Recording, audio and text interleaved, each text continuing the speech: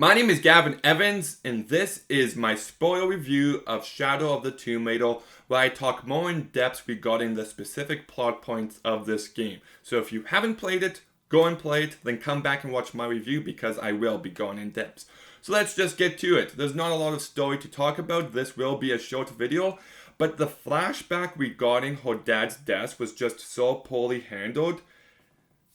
I thought it was going to have more relevance, or we were going to have more flashbacks to tell a more interesting story, but when it just turned out it was a one and done, I'm just like, really?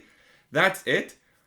In the entire flashback, we don't even see her talk to her dad once, and I'm supposed to be sad that he died?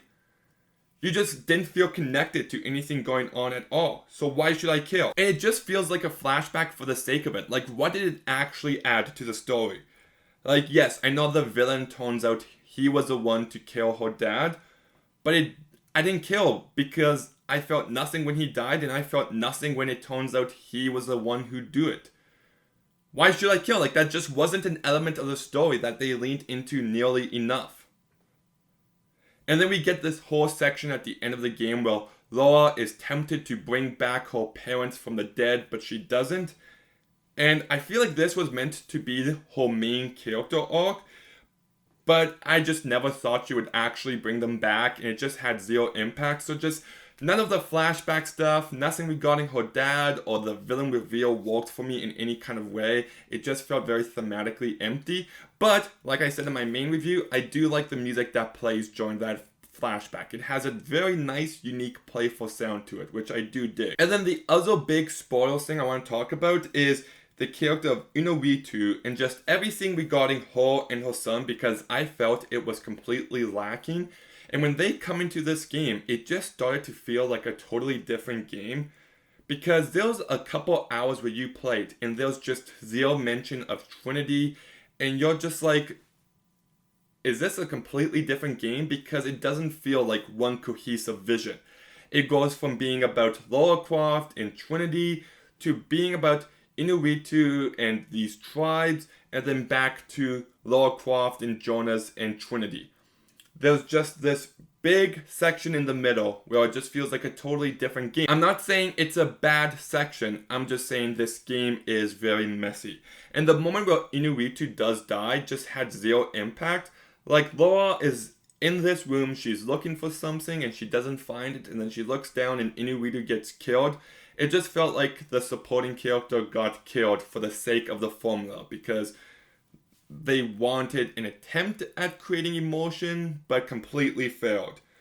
Now, that all said, I do love the section with the creatures down underground. That was when the game really came alive to me, when you see them crawling around and you're in this water filled with blood and there's these bones everywhere. I loved it. It was the one time of the game where I was on edge, and the sound design and the screams in the background, all of that, just fantastic stuff. It's just a shame we didn't get more of that creepy atmosphere, because I thought they were only going to get more creepy and more tense from that moment on, but then it just completely disappeared. You play a game like Uncharted, and I think it's very smart, because it gets creepier and more intense as the game progresses. This one has a section where it's really creepy, and then it just stops. And like I said, it just doesn't feel like a cohesive vision. It doesn't feel like the game is building to anything. It doesn't feel like it's progressing properly. But then the whole plot point at the end of the game where she has to walk with these creatures, I actually found to be hilarious. And it's not meant to be. It's just so dumb. It really is. Not every story has to be Super 8. Sometimes you should just let monsters be monsters, and I wish they took that approach here. And then the ending of this game with all the rituals, I just found to be a complete mess. The lore behind everything is just so messy that you don't really care about it. And I know they explained it to you, but they've got to communicate that information to the audience to the point where the audience will remember it. And they just don't succeed in that. It just feels like things happening for the sake of it, and it reminded me very visually to the first Tomb Raider remake.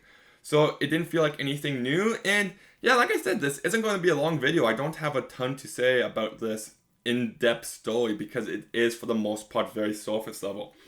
There was one scene where you break through a wall that has clearly not been broken through, and there's a whole Trinity base on the other side. So I'm like, how did they get to the other side if they didn't break this wall? But whatever.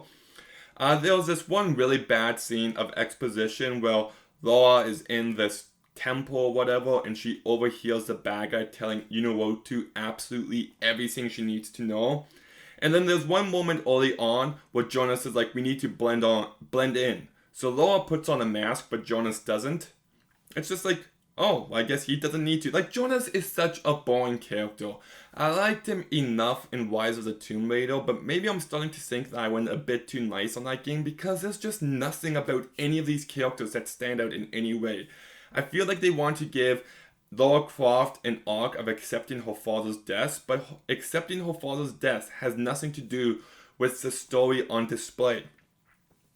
Like, if she meets Yunowotu and her husband died and the kid is unable to move on, and there's some similarities between them and they bond over that, then there's something. Or if she gets reminded that she could bring her dad back from the dead and she's talking about doing it throughout the game and everyone keeps warning her, you shouldn't do that, you shouldn't mess with that stuff, and then she doesn't. That would be better, but it's just completely absent for the majority of the game, and the villains, like I said in my other review, just have zero presence. There is no consistent threat. It's just, oh, this name of person is a villain now. Or this name of the villain is that now. And it means absolutely nothing.